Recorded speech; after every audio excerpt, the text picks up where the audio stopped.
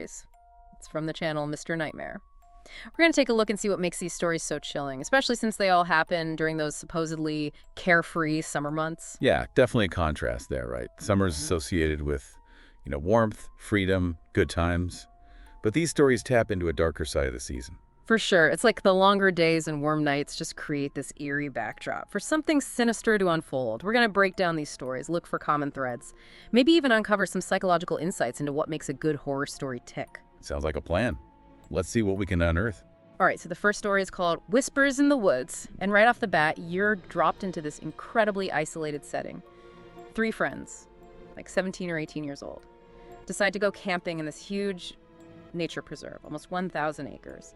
The narrator even mentions that there are parts he's never explored. So you immediately get this sense of venturing into the unknown. Oh yeah, that sense of isolation. It's a classic horror trope. It taps into our primal fear of being alone in the dark, surrounded by potential dangers we can't see. Totally. And the story really plays with that. These friends are having a good time, enjoying the summer night. But as they're walking through the woods, there's this underlying feeling of creepiness, like they're being watched. And then the most. They hear this incredibly loud, distant whistle. It's not an animal sound. It just shatters the mood. Imagine you're in their shoes. It's past 3 a.m. You're deep in the woods. And now this unsettling sound pierces the silence. What would you do? Well, it's interesting how this scenario triggers our survival instincts. The fight or flight response kicks in, and you're forced to make a split-second decision. Do you stay and investigate, or do you run? And when you're in a group, those decisions become even more complex, because you have to consider the reactions of others. Right. And in this case, just as they're trying to figure out what to do, someone throws a firecracker right into their campfire. Whoa, that's a brilliant escalation of the tension. It introduces this element of chaos and the possibility of a human antagonist, which can be even more terrifying than some unknown creature lurking in the shadows. Makes you question who is out there and what their intentions are. It's like suddenly the danger feels so much more real and immediate, so they panic and run like crazy, leaving all their gear behind. They don't stop until they're completely exhausted. But no one seems to be chasing them, so they decide to go back and check on their campsite. And that's when they encounter something truly unsettling, right? Yeah. They see 3 figures sitting motionless in their chairs at the campsite. Ugh. That image is so chilling. It plays with the concept of the uncanny. It's something familiar, people sitting in chairs. But the context, the stillness and the silence make it deeply unsettling. Raises questions. Are these real people? Are they a threat? Or is it a hallucination brought on by fear and exhaustion? That ambiguity is what makes it so effective. It really is. And it gets even creepier. They're watching these figures, trying to figure out what's going on, and there's absolute silence. The figures aren't even talking to each other. The narrator describes this eerie feeling of being watched, like they're the ones being observed. Silence can be an incredibly powerful tool in horror. It creates this void that our imaginations just rush to fill, often with the worst possible scenarios. It's like the silence itself becomes a source of dread. Oh, for sure. And the silence is broken in the most terrifying way. One of the friends trips and makes a noise, and in that instant, the light from the campfire is completely snuffed out. It's like someone deliberately covered it, plunging them into darkness. Wow, that's such a clever use of symbolism. The light representing safety and knowledge is extinguished, leaving them vulnerable and blind to the dangers around them. It reinforces the idea that they are not alone, that something or someone is controlling the situation. Right. It's like the story is playing with our deepest fears of the unknown. And this time, they don't just run, they bolt. They can hear footsteps crashing behind them as they flee through the woods. You can almost feel the panic and desperation in the narrator's voice. That chase scene is classic horror. It triggers our own adrenaline response. Even though we're just listening to the story, we're right there with them, running for our lives. I know it. They manage to escape the woods and drive home, but they're obviously shaken by the experience. And then the next day, when they go back to collect their gear, they find a rotting dead rat in one of the tents. That detail about the dead rat is interesting. It could be interpreted in a couple of ways. On a practical level, it could simply be a coincidence, a natural occurrence in the woods. But symbolically, it adds a layer of revulsion. It's just that something malevolent was at play, leaving behind a gruesome calling card. It's like a final reminder that they were being watched, that whatever was out there in the woods was toying with them. Definitely leaves you with a lingering sense of unease, like the woods themselves are somehow tainted. Okay, so that was Whispers in the Woods, a story about isolation, fear of the unknown. and that unsettling feeling of being watched in a place where you should feel safe. But what's interesting is that the next story takes us out of the wilderness and into a completely different setting. Yet it still manages to evoke those same summertime chills. Yeah, that's right. The second story, Unwanted Attention, takes us to a crowded city. But that feeling of being watched, of being vulnerable, it's even more pronounced. And it's interesting because this story focuses on a different kind of fear. The fear of being stalked, something that can happen anywhere, anytime. But especially during the summer when people are out and about, enjoying public spaces, maybe letting their guard down a bit. Exactly. And that vulnerability is heightened for the narrator in this story. He's a 24-year-old guy going through a rough patch, living with his parents, financial strain, tension at home. His only escape is working out at night in this park that overlooks the city. So he's already dealing with stress and isolation, which can make him more susceptible to fear and paranoia. Right. You can almost feel the weight of everything he's carrying. And one hot summer night, he's at the park doing his workout, trying to find some peace, and suddenly this strange man appears right in front of him. That sudden appearance of a stranger, especially at night, is enough to put anyone on edge. Triggers our startle reflex, that primal fear of the unexpected. And the narrator describes this man as beaten-looking, eccentric, someone who clearly lives in the park.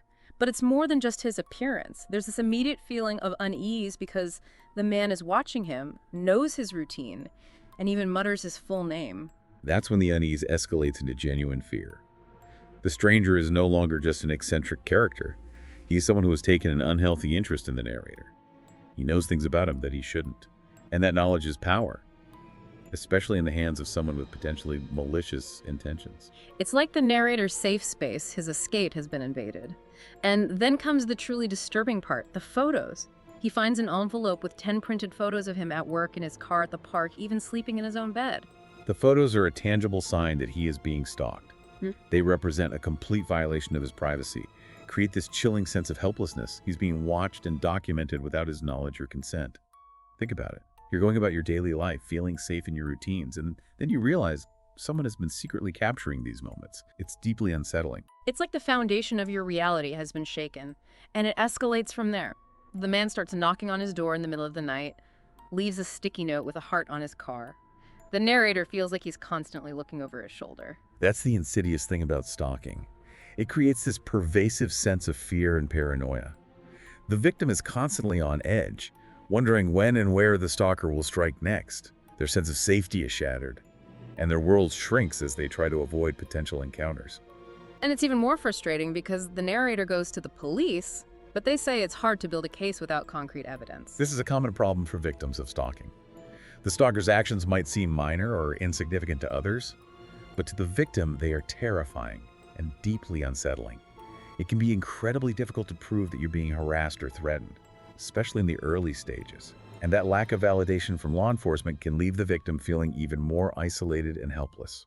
It's a nightmare scenario, and the story ends with the narrator and his family looking for a new home, feeling like they have no other choice but to uproot their lives to escape this stalker. It highlights the devastating impact stalking can have on a victim's life. Absolutely. It can disrupt their sense of safety, their relationships, their work, their overall well-being. And sometimes, as in this story, it forces them to make drastic changes to their lives just to regain some sense of control.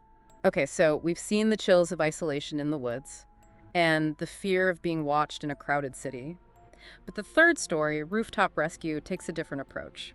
It starts with the narrator, a 22-year-old who isn't exactly a party animal, reluctantly agreeing to go to a house party with his friend.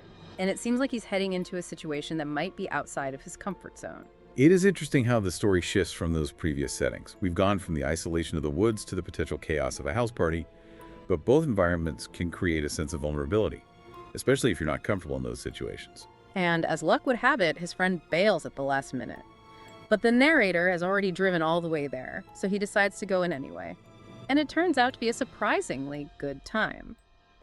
He meets the host, Randy, who's super friendly and charismatic. He starts drinking pretty heavily. Alcohol is often a factor in these types of stories, isn't it? It can lower inhibitions, impair judgment, and make people more susceptible to risky behavior. Oh, totally. So later in the night, he's feeling overwhelmed, needs a break from the party. He's looking for a bathroom, but ends up in this attic space. He opens a window for some fresh air, and that's when he hears footsteps on the roof. He goes to check it out, and to his horror, he realizes the house is being robbed. It's a great example of how quickly things can change. One minute he's having a good time at a party, the next he's stumbled into a dangerous situation.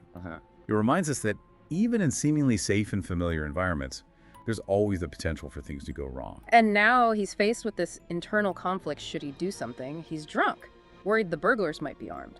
But he also feels a sense of loyalty to Randy, who's been so welcoming. That's a really compelling conflict. It speaks to the complexities of decision-making under stress, especially when you factor in the influence of alcohol. On one hand, there's the instinct to help and protect others, but on the other hand, there's the risk of escalating the situation and putting yourself in danger. It's like he's caught between his own self-preservation and this unexpected urge to be a hero. So what does he do? Well, he decides to try and call 911, but in his drunken state, he drops his phone. And that seemingly small action changes everything. Right, the noise alerts the burglars, and one of them falls off the roof. It's a shocking turn of events. It's almost comical. But of course, there are serious consequences to consider. It highlights the unpredictable nature of these situations and how a seemingly insignificant action can have major repercussions. The other burglar panics and escapes, while the injured one is apprehended by the police, who are already on their way due to a noise complaint. Talk about being in the wrong place at the wrong time. The party ends abruptly, and the narrator is left trying to process what just happened. This incident raises some interesting questions about the legal and ethical gray areas of intervening in a crime. On one hand, there's the instinct to help and protect others, but on the other hand, there's the risk of escalating the situation and putting yourself in danger. And in this case, the narrator's actions, while well-intentioned, had unintended consequences. It's a reminder that sometimes, even when we try to do the right thing, things can go wrong. But the story doesn't end there, does it? No, it takes an even darker turn. Months later, the escaped burglar is still at large, and Randy and his family start receiving threatening letters. The captured burglar is refusing to snitch on his partner. So the threat has moved beyond a one-time incident to a prolonged campaign of harassment. And that must be terrifying for Randy and his family. Their sense of safety is completely shattered. Absolutely. This introduces a whole new level of fear and uncertainty. The escaped burglar is not only targeting Randy, but his entire family. It creates a sense of pervasive threat, turning their home into a potential target. And it gets even creepier. Randy's mom sees a suspicious vehicle circling their house, and his dad finds evidence that someone's been in their backyard. It really emphasizes that feeling of being watched, of being hunted. Their home is no longer a sanctuary, it's become a prison. And then there's this really odd detail. When the narrator goes back to Randy's house a few months later, all the windows and the front door have been replaced. They're a different color and much more heavy-duty looking. Randy doesn't really explain why, which adds to the mystery. That detail is fascinating. It could be a simple home improvement project, or a sign that Randy's family is taking extreme security measures to protect themselves from the escaped burglar. It's left open to interpretation, which adds to the unsettling feeling of the story. It leaves you wondering just how deeply this incident has affected them and what lengths they've had to go to in order to feel safe again. It's a chilling reminder that the impact of trauma can be long-lasting and far-reaching. So we've got these three very different stories, all set against the backdrop of summer. But what are some of the common threads that you see running through them? Well, one obvious theme is the unexpected. All three narrators are engaged in ordinary summer activities: camping, working out, going to a party, when something sinister disrupts their sense of normalcy. Right. Summer is supposed to be a time for fun and relaxation. But these stories remind us that danger can lurk in the most unexpected places, and that even the most mundane activities can take a dark turn. It's like a reminder to always be aware of your surroundings, to trust your instincts, and to be prepared for the unexpected. Another common thread is that feeling of vulnerability. The characters are often outnumbered, isolated, or in unfamiliar environments, which makes them easy targets for those who prey on the weak or unsuspecting. And of course, there's the overarching theme of fear and how it affects our perceptions, our decision-making, and our ability to cope with stressful situations. Fear can be a powerful motivator. It can drive us to act impulsively, make us see things that aren't there, or paralyze us into inaction. These stories explore the different ways fear manifests itself and how it can shape our experiences. It makes you think about how you would react in similar situations and how fear might influence your choices. So what do you think the takeaway is for our listener? What can we learn from these summertime chills? Yeah, it is a delicate balance for sure. And you know what else? While those first two stories dealt with very real, tangible threats, that last story, Rooftop Rescue, leaves you with a more, ambiguous sense of unease. I know, exactly. It's like something is off, but you can't quite put your finger on it. Right. And you know what else struck me? All three stories kind of deal with this idea of crossing boundaries. Oh, yeah. In the first story, the friends, they cross into forbidden territory in the woods. In the second, the stalker violates the narrator's personal space and his privacy. And in the third, the narrator, he accidentally stumbles into a crime scene. That's a great observation. It's like these stories are exploring the consequences of those transgressions, whether intentional or accidental. It makes you think about how we define those boundaries in our own lives, both physically and psychologically. How do we protect ourselves from those who might try to cross them? That's such a good question. And I think it ties into the theme of vulnerability that we've been talking about. You know, summer can be a time when those boundaries feel more fluid, more permeable. We're out in the world, interacting with more people, taking more risks. And that can make us more susceptible to harm, whether it's from a stranger in the woods or a stalker in the city, or even just a bad decision at a party. It's like a reminder to be mindful of those boundaries. Trust our instincts. Be aware of the potential consequences of crossing them, even if it's unintentional. Exactly. It's not about living in fear, but about being informed, aware, and empowered to make choices that keep us safe. So we've delved into these 3 summertime chills, explored the stories, analyzed the themes, and hopefully sparked some, interesting thoughts for our listener. What do you think is the most unsettling aspect of these stories for the listener? It's probably the realization that these are true stories, that these events happen to real people. It makes the fear feel so much more immediate, more relatable. Right. And I think it's the ambiguity that gets under your skin, the unanswered questions, the lingering doubts, the sense that something is off, but you can't quite put your finger on it. That ambiguity taps into our deepest fears of the unknown, the things that go bump in the night, the shadows that just lurk at the edge of our perception. It's like these stories are reminding us that even in the bright sunshine of summer, there's always a hint of darkness lurking just beneath the surface. And that's what makes them so compelling. It's that reminder that even in the midst of joy and freedom, there's always a need for caution and awareness. Well, we've certainly unpacked a lot in this deep dive into summertime chills. We've explored the stories, analyzed the themes, hopefully sparked some interesting thoughts for our listeners out there. Absolutely. It's been a pleasure exploring these dark corners of summer with you. And to our listener, we want to thank you for joining us on this journey. We hope you found it both chilling and insightful. Remember, summer can be a time for adventure and fun, but it's always wise to stay aware. Trust your gut, and maybe leave a light on at night. Until next time, stay safe out there.